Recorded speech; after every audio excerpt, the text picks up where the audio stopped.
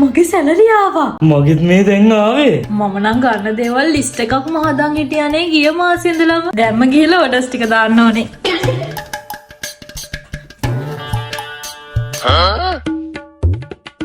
මේ මටත් තියෙනවානේ කාර් එකට බඩු වගේක් ගන්න. හරි හරි.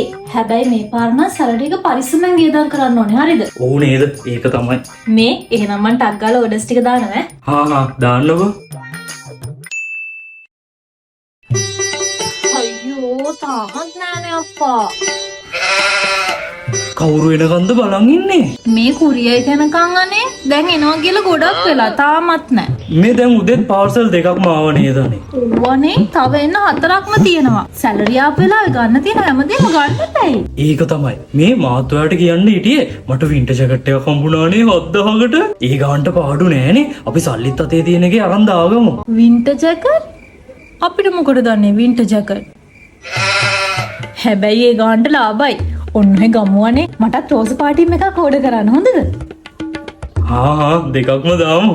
මේ මටත් ඔයාට කියන්න බැරි වුණානේ අනේ. මටත් හම්බුණා අඩුවට සින්දු කියන බෝනික් එක්ක. නෑ කීයද? 5000යි අනේ. ඒ ගානට මාරම ලාභයි. මං එකක් ඕඩර් කරන්නද? හා එහෙනම් ඕඩර් කරන්න. අන්න ඇවිල්ලා.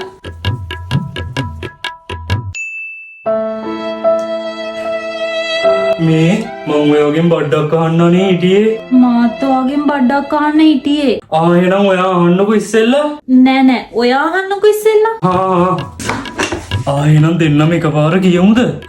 එහෙනම් 1යි 2යි 3යි. ඔයා ගාව රුපියල් 1000ක් නැද්ද ඉල්ලගන්න? එහෙනම් 500ක් වන්.